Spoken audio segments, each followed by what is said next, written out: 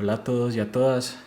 Primero quiero agradecerle a Jordi y a todos los que hicieron posible esta iniciativa. Me parece muy positiva para que el fútbol antioqueño y el país crezca.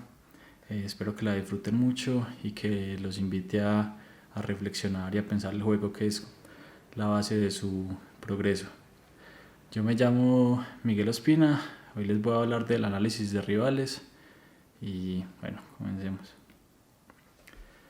Para hacer el análisis total de un equipo, les voy a contar un poco del método MVP, de MVP School, para analizar un equipo.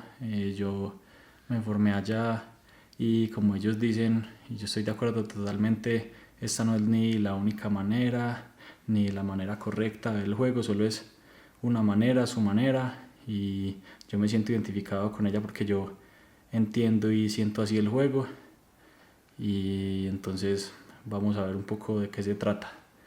Para hacer el análisis total de un equipo se requiere ver unos 3 o 4 partidos mínimos, puede ser los últimos o contra rivales que jueguen parecido a nosotros, también verlos en diferentes contextos para ver qué tal reaccionan, por ejemplo partidos de visitante contra un rival fuerte, contra un rival más débil, para tener un panorama más amplio. Se debe empezar 2 semanas antes del enfrentamiento para que podamos reconocer todos esos patrones y ya cuando se planifique para esa semana tener todos los comportamientos que queremos entrenar. Y son unas 65-80 horas de trabajo aproximadamente, teniendo en cuenta todo el ver los partidos, el análisis, para planificar contra el rival. Obviamente esto es el fútbol profesional de élite, lo que sería lo ideal. Sabemos que muchas veces en fútbol base no se puede así, pero esta es como la manera óptima. A veces también hasta en fútbol profesional no sucede así, pero este sería el ideal, digamos. Entonces empezamos haciendo un análisis estructural. ¿Qué hay acá en este análisis estructural? Es una convocatoria oficial del equipo, que es donde están todos los jugadores disponibles. Ahí también ponemos sancionados, en duda, lesionados. Está el sistema de juego del equipo, es el sistema principal, o sea, qué formación utilizan. El sistema solo cuántos jugadores por línea hay, todos defensas, mediocampistas y delanteros. Y ya en la estructura, si entramos un poco más a detalle, viendo como esa distribución espacial del equipo, teniendo en cuenta la amplitud y la profundidad, a qué altura se posicionan los jugadores, y esto nos dice un poco más. Con el tema del sistema se evidencia mucho el problema de los extremos, que los dos están mal, porque hay gente que dice que el sistema de juego es lo único que hay que analizar y dicen que cierto equipo juega 4-3-3 y ya. Y hay otra gente que dice que solo son números de teléfono, que no te dicen nada, pero sí es un punto de partida importante para ver qué espacios puede haber, cómo se va a disponer este equipo en la cancha y de ahí partir al análisis. O sea que sí es importante y sí nos dice algo. Luego los jugadores por posición, qué jugador en cada demarcación específico está en el equipo, y variantes alternativas, sobre todo en sustituciones, a qué minuto la suelen hacer, quiénes suelen entrar, si es un perfil similar, diferente, o si cambian la estructura, un poco de esto. Acá vemos lo que les decía del sistema. Por ejemplo, el sistema de juego principal del Real Madrid. Acá podemos ver que es un portero 4-3-3, es decir, el portero, 4 defensas, 3 mediocampistas y 3 delanteros. Simplemente cuántos jugadores por línea hay. Acá se puede ver muy claro. Y ya en la estructura podemos ver, por ejemplo, acá que es en cada momento de juego, eso lo hablaremos más adelante, que es un portero 2-3-2-3, y que vemos al portero, los dos centrales, después vemos que los laterales están a la altura de medio centro conformando esa línea de 3, más avanzados los dos interiores, y ya más adelante están los 3 delanteros que no entran ahí en la toma, pero ahí ya podemos ver la estructura, que es un poco más específica de a qué altura se distribuyen los jugadores. Luego pasamos a hacer un análisis dinámico. ahí va la detección de intervalos. ¿Qué es un intervalo? Un intervalo es un espacio en la estructura, o sea, puede ser entre líneas o dentro de la misma línea. O sea, puede ser entre línea de medios y línea defensiva, o puede ser dentro de, por ejemplo, el espacio en la estructura que hay entre los dos centrales, entre central y lateral, así. La formación de subbloques es si el equipo se parte en dos, puede ser por motivos físicos o por motivos funcionales o por una descoordinación. Cambios de posición y de líneas, es decir, si jugadores se incorporan a otras líneas, si hay llegadas de segunda línea, por ejemplo, una muy frecuente que es el mediocentro se mete entre centrales. En los puntos importantes debemos poner puntos fuertes, puntos débiles y puntos contextuales. Los puntos fuertes simplemente que jugadores de ellos destacan mucho, nos pueden hacer daño. Puntos débiles, dónde podemos atacar o qué desventajas tienen ellos. Y puntos contextuales es si se da una situación específica, es decir, si a cierto equipo le presionan en un bloque muy alto, ese equipo tiene una gran capacidad para jugar en largo y encontrar intermedios y lejanos y sacar mucha ventaja a partir de ahí. Entonces esos puntos contextuales los tenemos que encontrar para ver en ciertas situaciones cómo resuelve el equipo. Y sistemas de juego alternativos, si se dan en el partido por circunstancias o si es algo estratégico o intencional, también van en el análisis dinámico. Acá está lo de los intervalos que les estaba diciendo, por ejemplo, qué intervalos usan. Acá tengo varias capturas y varios videos de la Real Sociedad, que me parece un equipo muy interesante porque domina muchos registros, tiene un juego asociativo muy completo y un juego directo también muy completo, entonces me parece que es muy interesante analizarlo. Y por ejemplo, acá podemos ver que ellos siempre buscan encontrar jugadores en este intervalo, es decir, este intervalo está entre la línea de medios y la línea de defensa rival. O también ellos qué espacios dejan libres y un intervalo también entre línea de medios y línea defensiva y donde les hacen daño.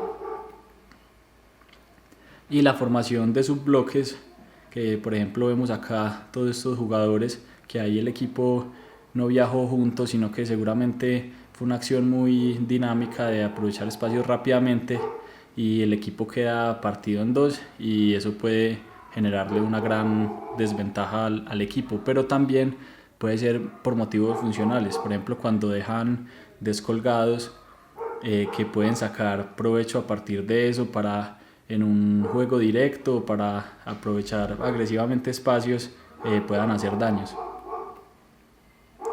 Y ya vamos a pasar a analizar las fases y los momentos del juego, que es lo más importante, lo que más nos dice. Y primero tenemos que diferenciar las fases del juego. Sabemos que el fútbol es un todo inseparable y continuo. Estas fases nos sirven para identificar mejor comportamientos, pero siempre teniendo en cuenta eso. Y podemos diferenciar estas que son el momento con balón, también llamado fase ofensiva, el momento sin balón, llamado fase defensiva también. Esto es cuando el momento con balón se dispone del balón y cuando no se dispone del balón y sus respectivas transiciones, ofensiva-defensiva o defensiva-ofensiva, llamadas por la táctica tradicional, que son los momentos de la pérdida y los momentos de la recuperación. ¿Por qué me gusta a mí llamarlo momento con balón y momento sin balón? Porque eso viene de una propuesta muy interesante, de un cambio de paradigma en el lenguaje que empezó Paco Seirulo, y es intentar cambiar todo ese lenguaje de la guerra que tiene el fútbol de ataque, defensa, por el lenguaje del juego, porque eso es lo que el fútbol es, un juego. Y eso yo creo que tiene un impacto muy grande en los jugadores y en la afición, que va a permitir que los jugadores comprendan más el juego, la lógica interna, se arriesguen más, no tengan tanto miedo y que los hinchas también comprendan mejor el juego y que se deje atrás todas las cosas obsoletas que se dicen y que vemos muchas veces de meter huevo y bueno, todas esas cosas que no le aportan para nada al juego, ni a los jugadores ni a los hinchas. Y ya dentro de esas fases hay unos momentos, por ejemplo en esta fase del momento con balón, en la disposición del balón, o comúnmente llamada fase ofensiva, diferenciamos tres: el momento de inicio, construcción y finalización. En el momento de inicio es cuando el equipo busca superar la línea de delantero rival. En construcción es cuando progresa con el balón y busca superar la línea de medio rival. Y la de finalización es cuando intenta superar la línea defensiva rival, ya para lograr meter el gol, que es el objetivo. Y acá hay una pequeña gráfica que nos muestra más o menos cuáles son las zonas de inicio, construcción y finalización, que es como comúnmente se les llama zona 1, zona 2 y zona 3. Por acá lo importante es saber que no depende de la zona para saber si está en inicio, construcción, sino que lo importante es que supere esas estructuras.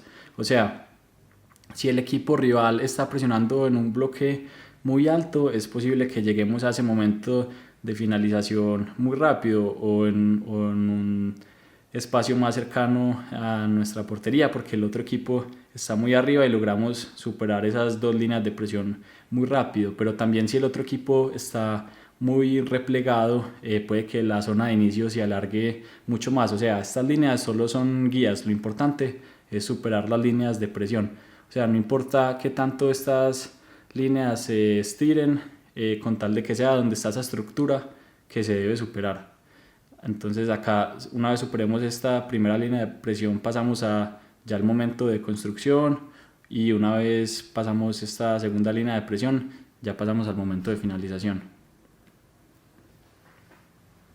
Y ya hay que ir un poco más a profundidad en todos los momentos para lograr observar esos comportamientos del otro equipo que queremos analizar. Entonces ahí que es muy importante ver la estructura del otro equipo, esa distribución espacial en ese momento, cómo se ubican los jugadores claves, reconocer las acciones que jugadores normalmente hacen, qué comportamientos, los mecanismos, o sea, ver si juegan por dentro, por fuera, si hay cierta secuencia de pases, si se esperan a que llegue hasta algún punto para lanzar, los carriles, que es lo que decía de ver por qué carriles progresan, ya les voy a mostrar en la siguiente diapositiva, y la valoración del riesgo, hasta qué punto asumen ese riesgo para salir jugando en corto desde atrás, que normalmente si se logra superar esa presión,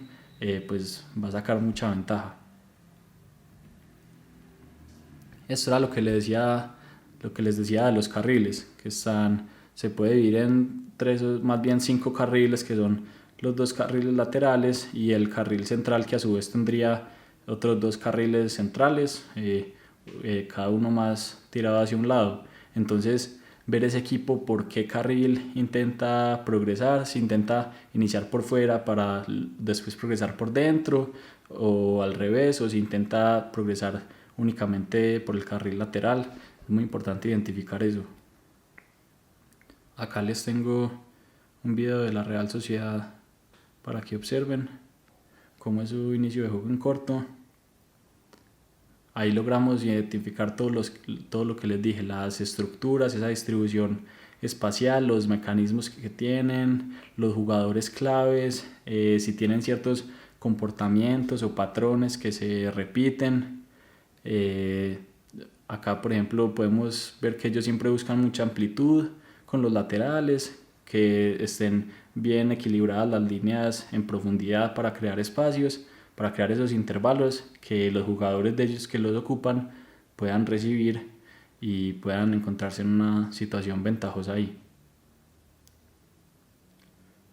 Podemos ver que hay situaciones que progresan por fuera, progresan por dentro, tienen distintas soluciones para distintas acciones.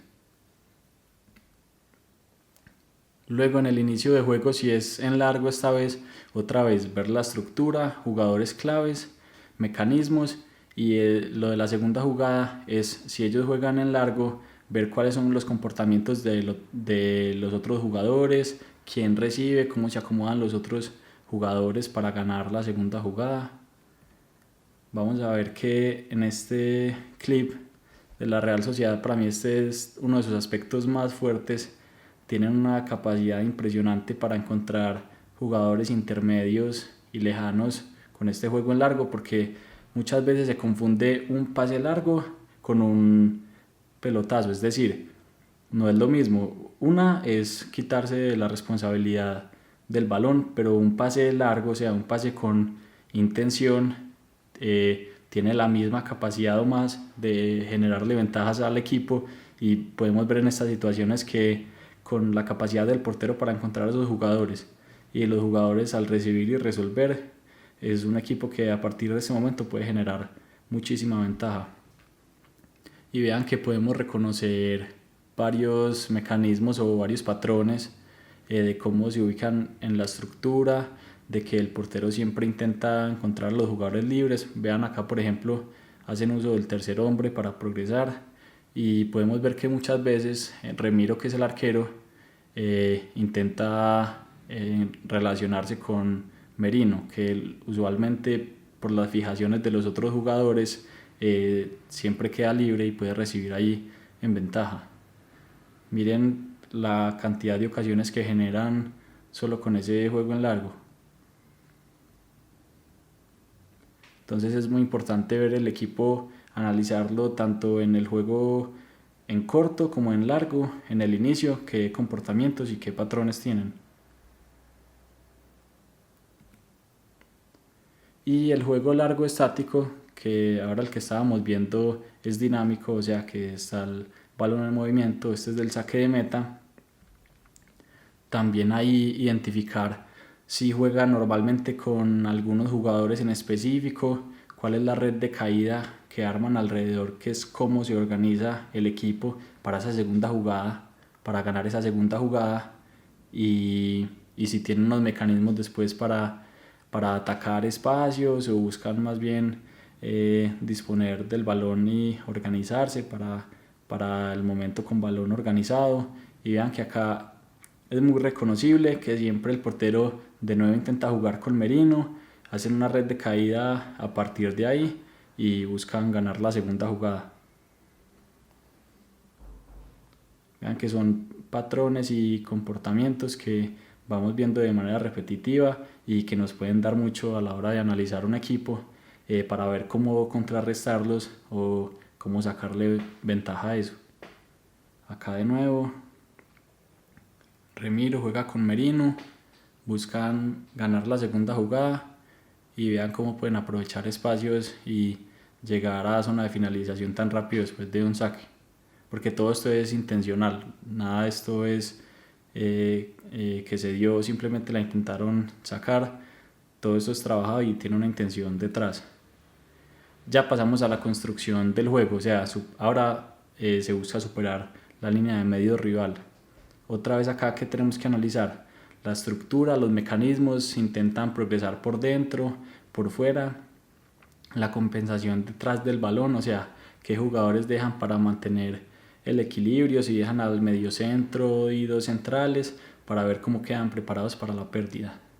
La continuidad en segunda jugada, ver si luego de que lanzan en largo el equipo se junta o se separa, y si juegan a estar o a llegar, es decir, estar es una forma más posicional de estar en su zona de intervención habitual y atacar desde ahí, o si buscan aprovechar espacios y ventajas dinámicas y llegar a posiciones que se deben atacar con esas desmarques de los intervalos.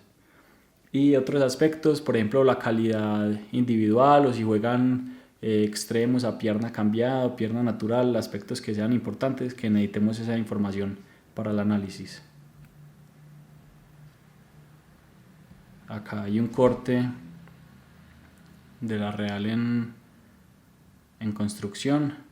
Otra vez ver las estructuras, los mecanismos, ver que es algo habitual que intentan encontrar a sus jugadores en los intervalos, que buscan crear ventajas dinámicas y posicionales y numéricas rápidamente y de una manera muy agresiva para atacar esos espacios entre centrales, entre central y lateral. etc.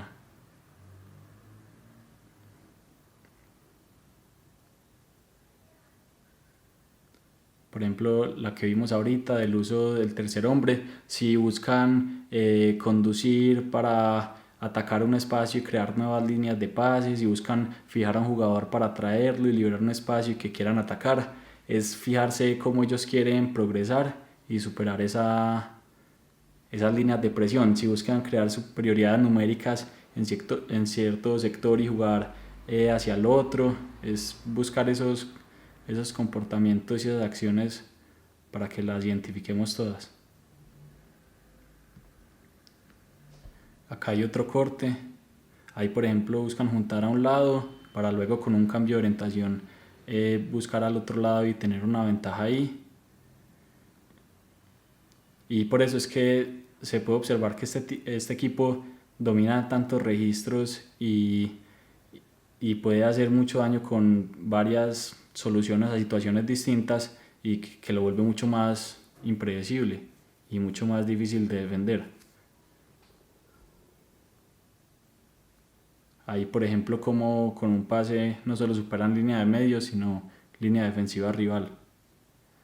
Y ya la finalización del juego, es decir, superar la línea de defensa rival para ya intentar anotar, y acá identificar la entrada hasta adentro o desde fuera, es decir, si buscan entrar hasta el área por medio de paredes, de conducciones individuales, o si buscan finalizar desde afuera, finalizaciones en diagonal, si buscan que esos delanteros ataquen esos intervalos hacia adentro con desmarques en profundidad por detrás de la espalda de los defensas, en los centros laterales cuáles jugadores entran, quiénes son los lanzadores activos, en la ocupación del área cuántos jugadores suman al área, el primer palo, segundo palo o el rebote, y qué tan fuertes son en el juego aéreo. Acá podemos ver comportamientos de la Real Sociedad en este momento del juego. Ahí cómo progresan por el carril lateral, los centros a qué zona van, cuántos jugadores suman, quién va al primer palo, quién va al segundo, quién va a la zona de rechace. Todo esto lo tenemos que identificar para poder analizar bien el equipo. Ahí cómo usan las fijaciones en amplitud o en profundidad para crearle espacio a otros jugadores, para crearle espacio a sus compañeros, el dominio ahí de la zona de rechace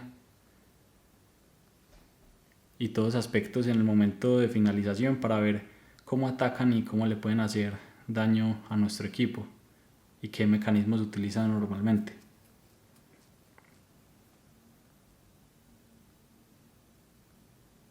Vemos que es muy repetitivo esos desmarques entre centrales o entre central lateral, que ellos crean esas ventajas dinámicas. Por ejemplo, vean ahí, esta acción ya la vimos como en 2 toques llegan al área al momento de finalización. Entonces todo esto es muy importante identificarlo y ver qué patrones tiene. De nuevo el centro, a qué espacio va el centro, cuáles jugadores se suman al área, cuáles son los rematadores habituales. Acá, por ejemplo, cómo Isaac por medio de ese desmarque le crea espacio a su compañero para que le mejore su situación en el momento de finalización. Bueno. Y ahora hablamos del momento sin balón, la comúnmente llamada fase defensiva. Y acá también distinguimos 3 momentos: bloque alto, bloque medio y bloque bajo. Esto quiere decir el equipo cómo está distribuido espacialmente en el campo para intentar recuperar la pelota. Es decir, si se hace en un bloque muy alto con unas líneas muy adelantadas, todo el bloque compacto, los más adelantados casi tocando área rival. Si está en un bloque medio, es decir, más o menos en medio campo, o si está en un bloque bajo, es decir, las líneas muy replegadas, muy cercano a portería, casi metido en zona 1. Y ahora ver todo lo que hay que analizar en cada uno de estos bloques. De nuevo la estructura, la presión, si es una presión intensa o flotante que qué tipo de marcaje hacen, los estímulos de inicio de presión, dónde inician la presión, si cuando el equipo juega atrás con el portero, si buscan orientar a una banda y presionar ahí, o si buscan orientar hacia el centro, si buscan que salgan jugando en corto o en largo. La dinámica de basculación, es que es una basculación, es el movimiento de todo el equipo conjunto de un lado a otro dependiendo de dónde está el balón. Entonces, qué tanto basculan, si basculan fuertemente, si no, si dejan espacios, los comportamientos de la segunda línea, si hay incorporaciones, cómo se comportan, y la altura de la línea defensiva, y qué tan bien está distribuida esa profundidad entre las líneas y qué tan bien están separadas para no generar muchos espacios. Y finalmente, en un bloque tan alto que seguramente el portero va a estar más adelantado, hay que ver también cómo se posiciona, si cubre la espalda de esa línea defensiva o no lo hace bien. En el bloque medio, de nuevo, la estructura, la presión, si ven que hacen marcajes a intermedias, si buscan generar que hagan un pase para ir a interceptarlo, si buscan que el jugador no reciba, la amplitud del bloque, qué tan bien distribuida está esa estructura, qué espacios dejan, dependiendo si están muy amplios o no, si buscan que les jueguen por dentro, por fuera. De nuevo, la dinámica de basculaciones y a qué altura se posicione la línea defensiva.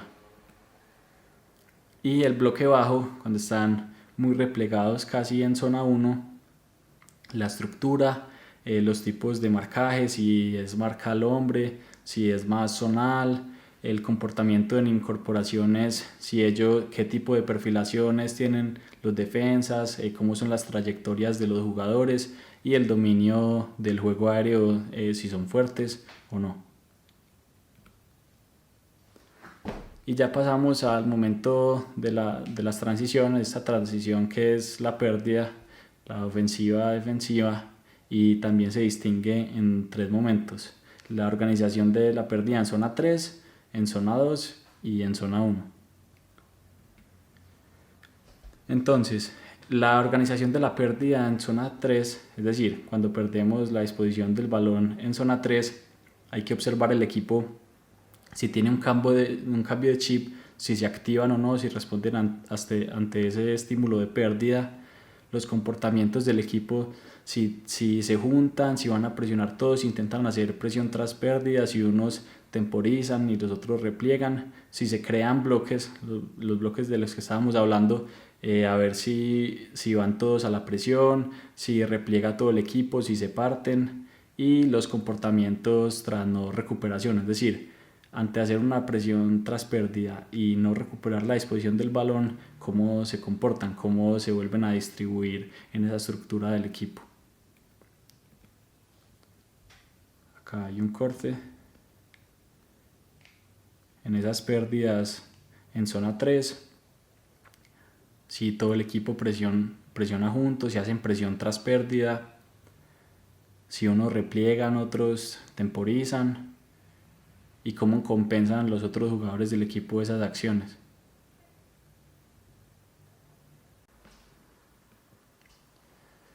En la organización de la pérdida en zona 2, también el cambio de chip, la organización del equipo, de nuevo, si cómo reaccionan, si repliegan, si temporizan, si hacen presión tras pérdida, comportamientos tras no recuperación, si siguen presionando o no, y los espacios favorables de juego, qué espacios se generan y dónde pueden quedar ventajas.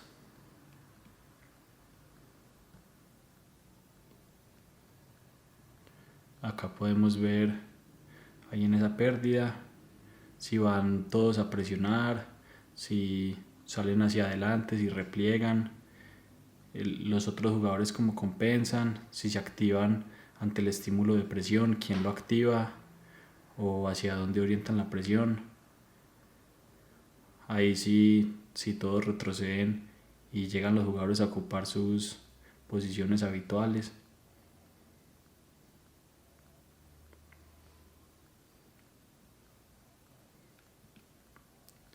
Y ya en la organización en pérdida en zona 1, tenemos que analizar la frecuencia de pérdidas de balón en esa zona, es decir, la valoración del riesgo de ese equipo. Si se producen muchas pérdidas ahí, seguramente asumen mucho riesgo, no tienen esos mecanismos de salida también manejados, o si no permiten que haya pérdidas ahí y lanzan directo. Y la organización, de nuevo, cómo coordinan ante esa pérdida del balón la presión, si presionan, si siguen presionando, si repliegan o temporizan, etcétera. Acá vemos que esas pérdidas en ellos no son muy comunes y todos inmediatamente con el 100% de los esfuerzos hacen ese reequilibrio.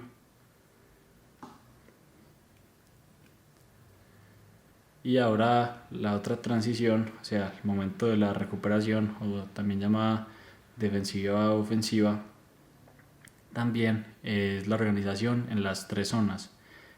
O sea, recuperación en zona 3, en zona 2 y en zona 1. Y acá para las tres zonas se usan los mismos criterios: la organización del equipo, que ya vimos en las otras, esas estructuras, cómo compensan, qué comportamientos tienen, hacia dónde orientan el juego.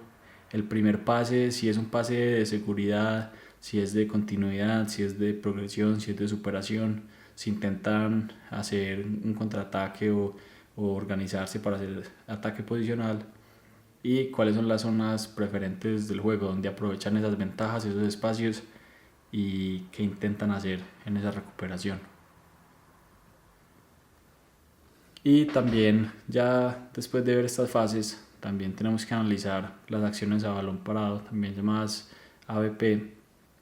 Acá no voy a profundizar mucho, pero es muy importante ver también todos estos comportamientos y patrones en estos reinicios del juego, en el servicio de esquina, servicio de falta, servicio de banda, penaltis y servicio del portero, que el servicio del portero es la que ya vimos en el inicio de juego estático en largo, o en corto también, pero es el servicio del portero.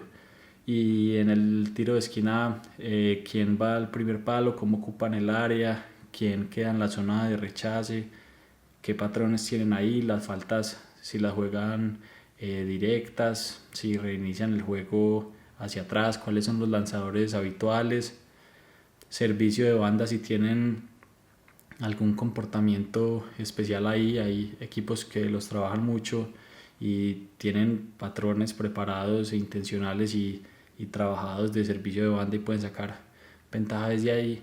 Y los penaltis, quién es el lanzador, a qué altura y con qué apertura suele tirar, hacia qué lado. Tenemos que también hacer todo un análisis de las acciones a balón parado. Acá, por ejemplo, podemos ver en esta acción de tiro de esquina cómo ocupan el área. Va a haber un jugador que se crea el espacio y otro jugador que le hace una pantalla ahí al defensor, y vemos ahí porque la ejecución falla, pero vemos toda la ventaja que pueden sacar y una situación muy favorable que pueden crear a través del servicio de esquina.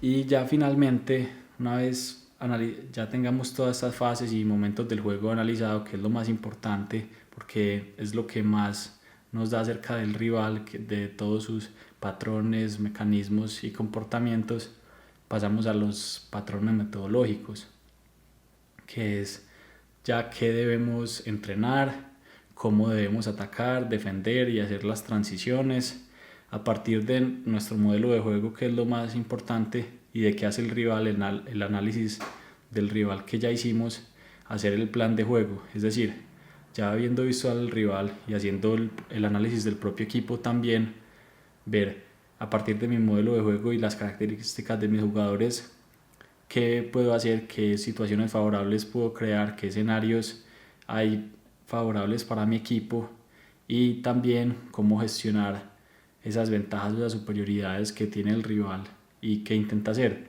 para intentar contrarrestarlo, que eso es lo que hacemos en el plan de juego. Y habiendo hecho también análisis de nuestro propio equipo y el análisis rival, que es lo que acabamos de hacer. Y ya finalmente, lo más importante a lo que esto nos lleva es a crear los conceptos de entrenamiento que es qué debemos entrenar, qué contenidos, tener eso ya analizado para ver en la semana, en la planificación para ese partido, qué debemos entrenar para conseguir esos comportamientos que queremos tener contra ese equipo.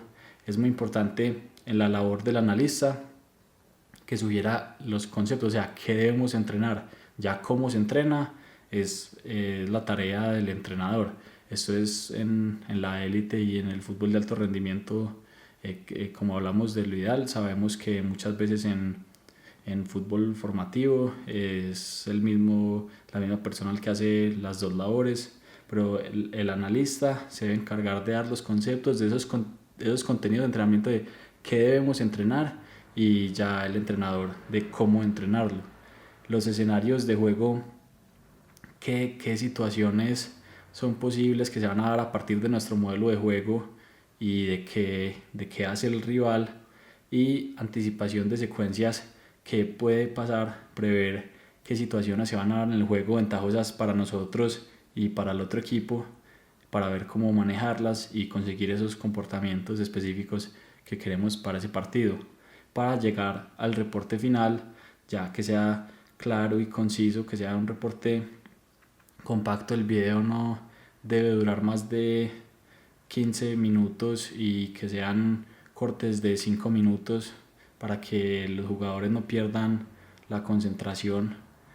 En el reporte debe haber parte escrita, debe haber parte de video, y que sea en serio muy preciso y conciso para que la información importante quede ahí, porque es muy importante seleccionar únicamente la información relevante. Entonces esto ya es todo. Muchas gracias a todos, espero que la hayan disfrutado.